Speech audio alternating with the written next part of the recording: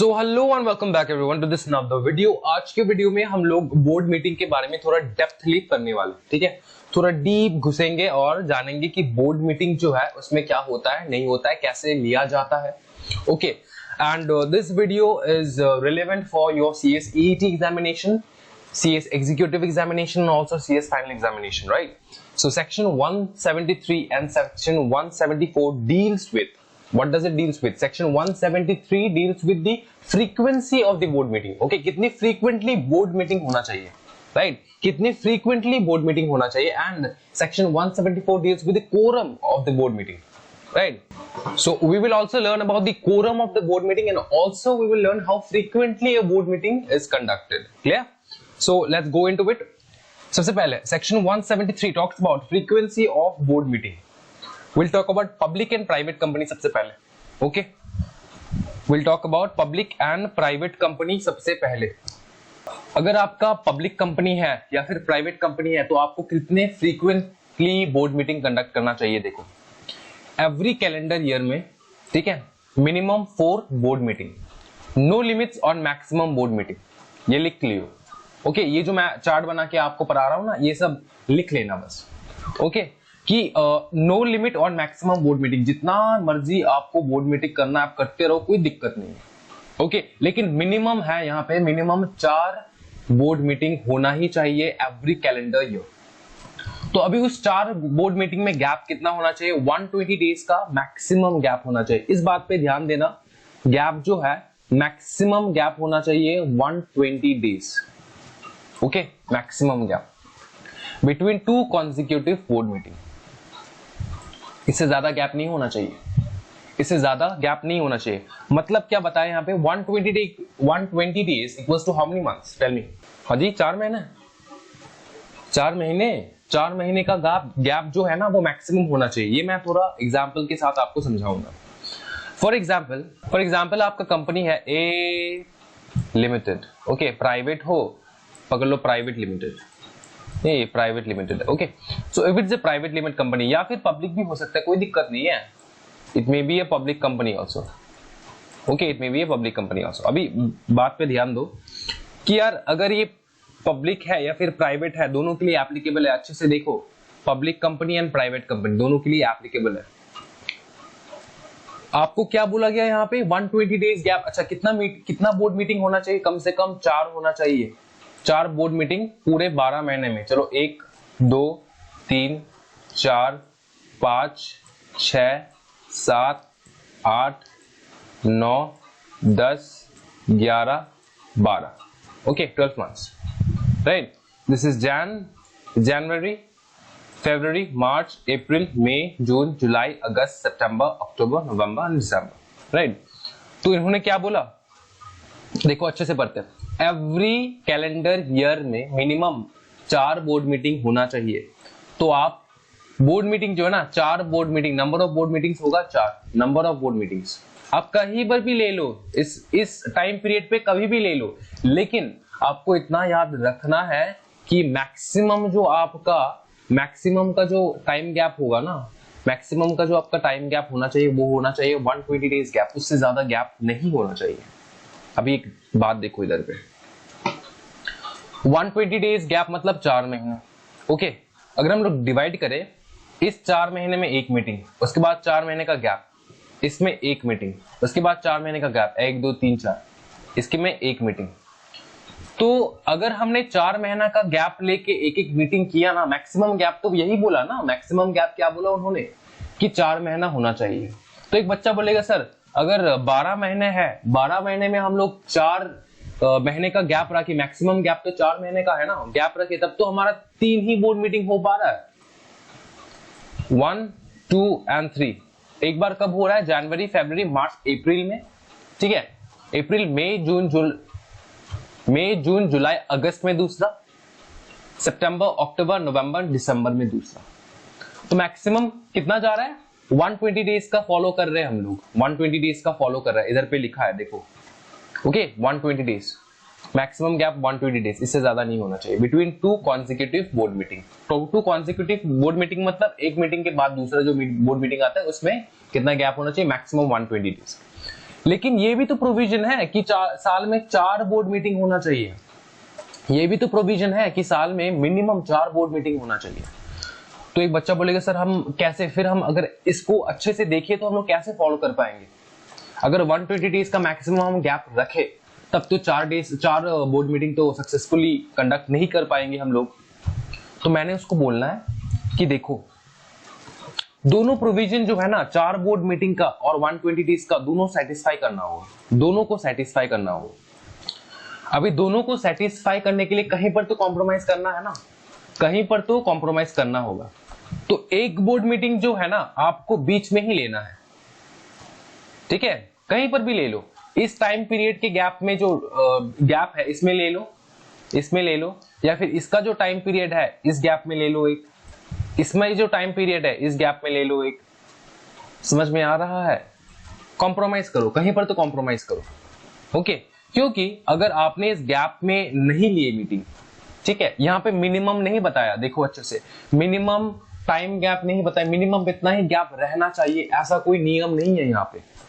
समझ में आ रहा है? और ये पॉसिबल भी नहीं है। प्रैक्टिकली सोचो, कोई भी पब्लिक कंपनी है, कोई भी प्राइवेट कंपनी है ना, ठीक है, वो तो खुशी खुशी नहीं कर पाएंगे, उसको तो बोर्ड मीटिंग करना ही है। 4 बोर्ड मीटिंग क्या कह रहे हो यार, 4 बोर्ड मीटिंग तो वो 1 महीने में ले लेता है। समझ में आ रहा है? 4 बोर्ड मीटिंग बेटा वो 1 महीने 2 महीने में ले लेता है।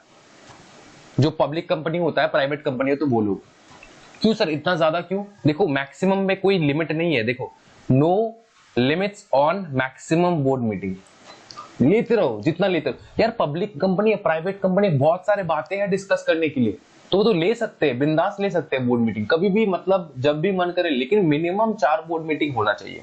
मैक्सिमम गैप होना चाहिए 120 डेज, उससे ज्यादा गैप नहीं होना चाहिए। 121 भी पहुंच जाए तब भी आपको पेनल्टी भरना पड़ेगा कि इतना गैप कैसे हो गया। समझ में आ रहा है?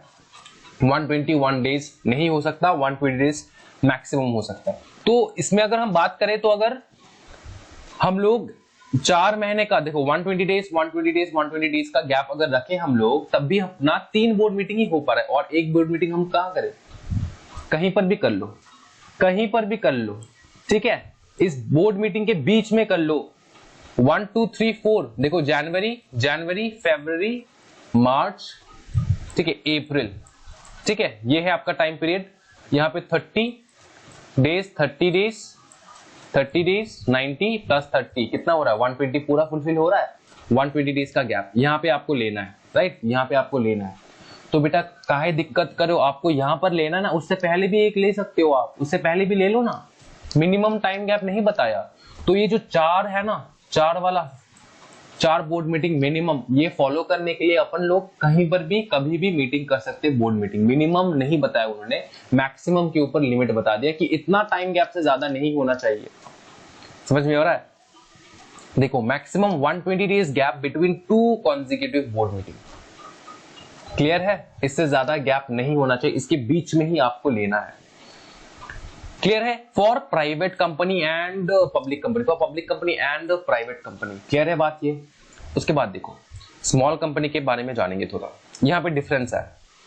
स्मॉल कंपनी ओपीसी और डोमेट कंपनी के लिए अलग बताया है, okay, small company OPC Dummit company के लिए भी अलग बताया। क्या बताया सर? ये बताया कि नंबर ऑफ बोर्ड मीटिंग जो होगा ना, मिनिमम 2 रखना ही है। यहाँ पे मिनिमम 4 था, यहाँ पे मिनिमम 2 रखना है, ओके, आपको मिनिमम जो है मिनिमम 2 रखना ही है, जैसे भी करके मिनिमम 2 बोर्ड मीटिंग, ओके। और सुनो, अगर ओपीसी 1% कंपनी, ओपीसी का मतलब क्या होता है? 1% कंपनी, उसमें बस एक ही डायरेक्टर है, डायरेक्टर पे लिमिट नहीं है, मैंने पहले बताया, मेंबर पे लिमिट है, एक मेंबर हो सकता है, लेकिन डायरेक्टर 15 क्रॉस कर सकता है। समझ में आ रहा है ना? तो अगर एक ही डायरेक्टर है ना, तो बोर्ड मीटिंग की जरूरत ही नहीं है, then no board meeting is required. क्या बोर्ड मीटिंग करोगे? ओपीसी खुद ही अपना मिनट्स मेंटेन कर लोगे, कोई दिक्कत नहीं उसमें, okay. Then no board meeting is required for OPC if there is only 1 director, okay, 1 director, एक ही डायरेक्टर है तो। क्लियर?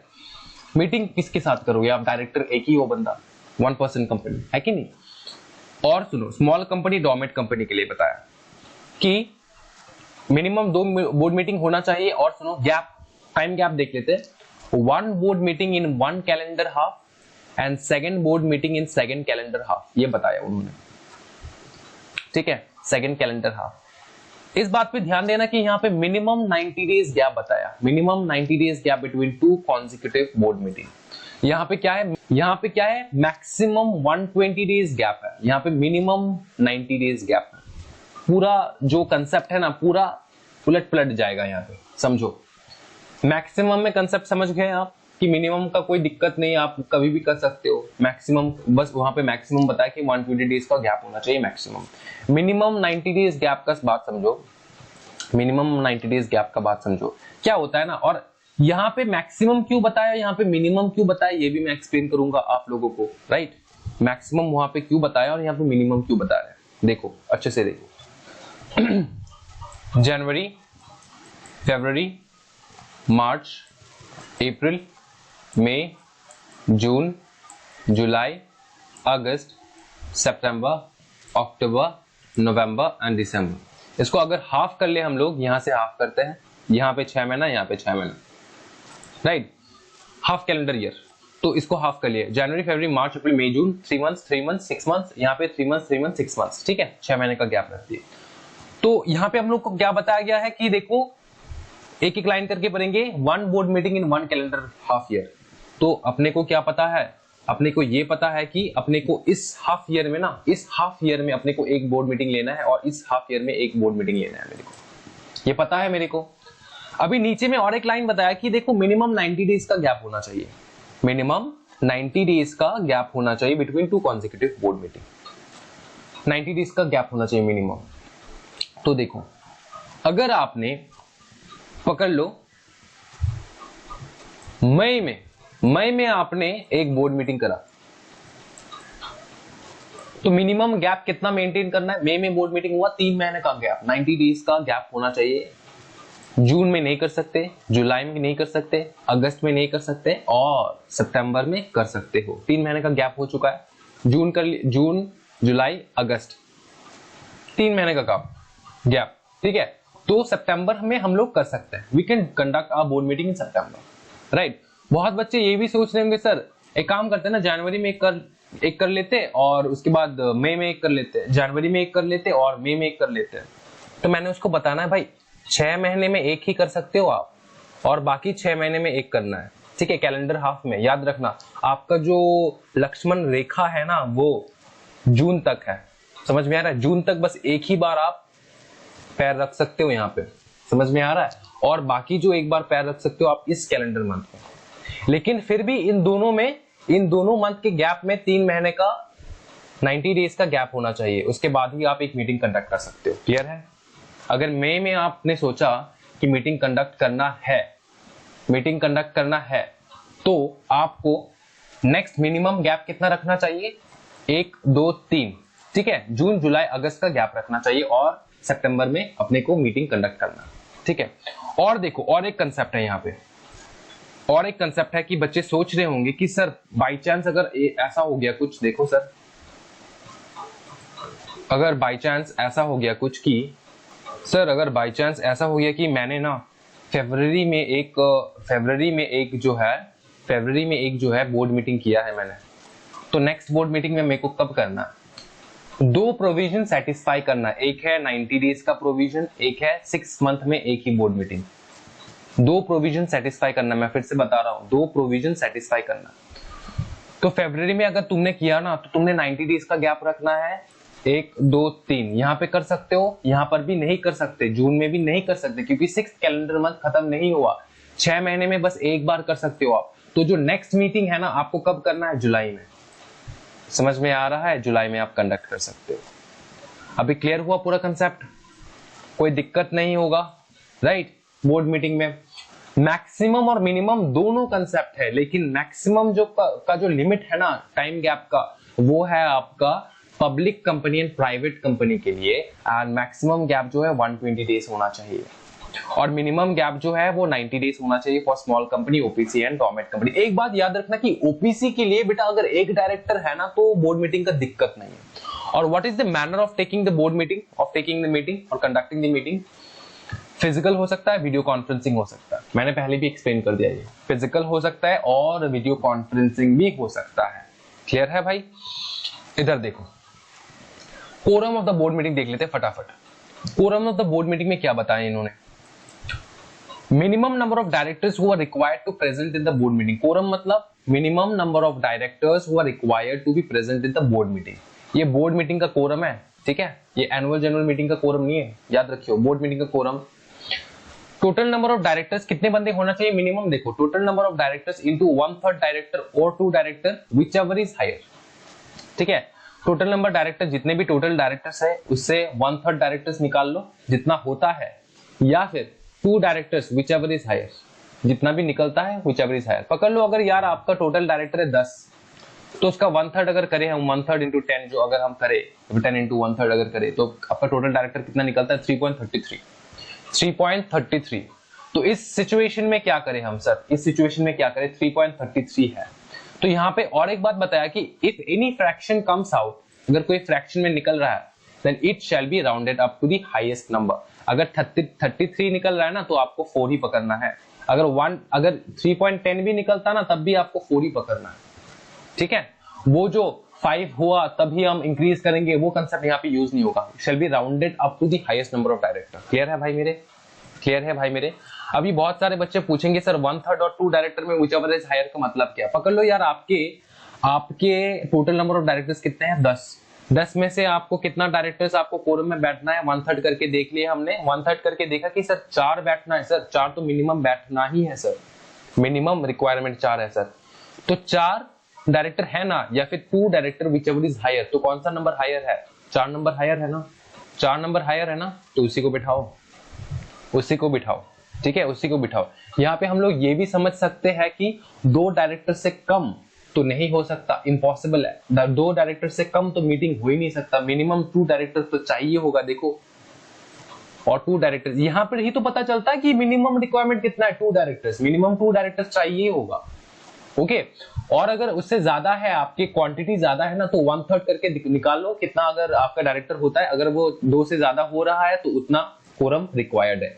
अगर इतने नंबर ऑफ डायरेक्टर्स, अगर 4 निकल रहा है तो 4 डायरेक्टर्स होना होगा आपकी मीटिंग में, तभी मीटिंग हो पाएगा। अगर 4 डायरेक्टर्स प्रेजेंट नहीं है तो मीटिंग नहीं हो पाएगा।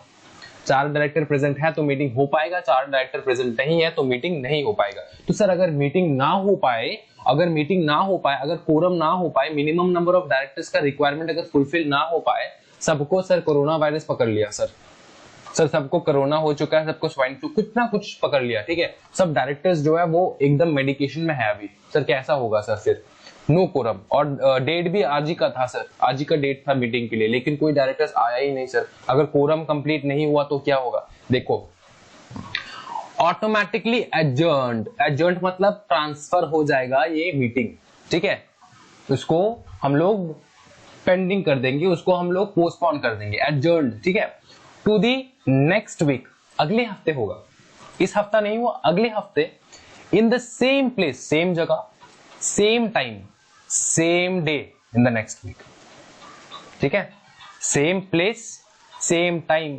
Same day in the next week, अगले हफ्ता। सर पूछेगा सर सेम डे कैसे हो गया सर, आज का दिन तो नहीं लिया, बेटा आज अगर मंडे हो तो अगला हफ्ता भी मंडे आएगा ना, तो वो सेम डे, ठीक है, सेम टाइम, 10 बजे का टाइम था तो 10 बजे का टाइम ही, सेम जगह, पार्क में मत चला जाना, रजिस्टर्ड ऑफिस में होगा या कहीं पर भी होगा, आपको वहीं पर ही पहुंचना है, ठीक है, जहां पे होने का बात था पहले।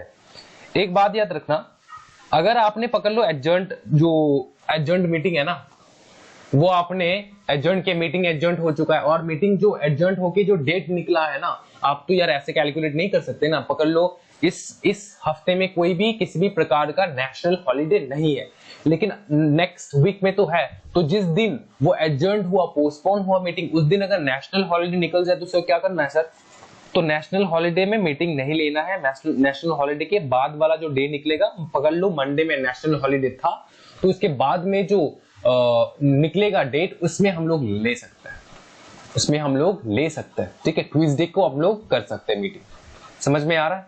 देखो, if it is a national holiday then the succeeding day which is not a national holiday, next दिन लेना है सक्सीडिंग डे, उसका बाद वाला दिन लेना है which is not a national holiday.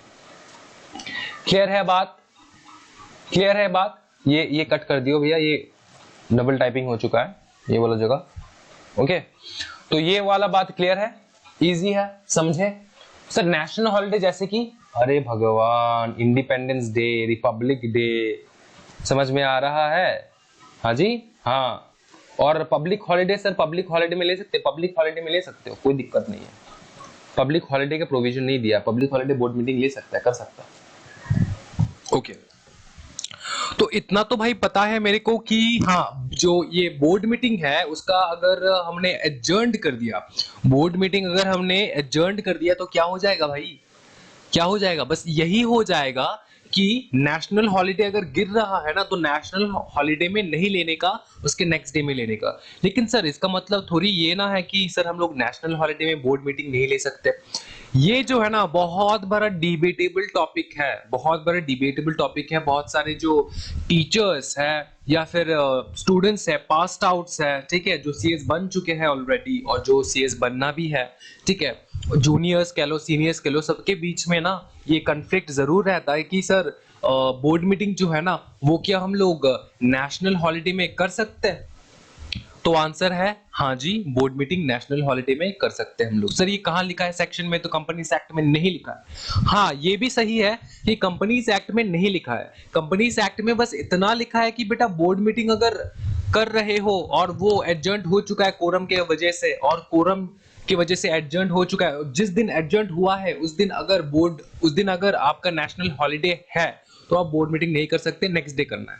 लेकिन रिवाइज्ड सेक्रेटरियल स्टैंडर्ड नाम का एक चीज होता है। सेक्रेटरियल स्टैंडर्ड दो होता है, एक होता है सेक्रेटरियल स्टैंडर्ड 1 जो पहले आया था, उसके बाद सेक्रेटरियल स्टैंडर्ड 1 का जो रिवाइज पोर्शन है वो आया है 2015 को। तो जब से वो आया, जिन्होंने ध्यान दिया उसमें, उनको पता है कि पहला का जो सेक्रेटरियल स्टैंडर्ड था ना, वहां पे लिखा था कि नेशनल हॉलिडे में नहीं लेने का।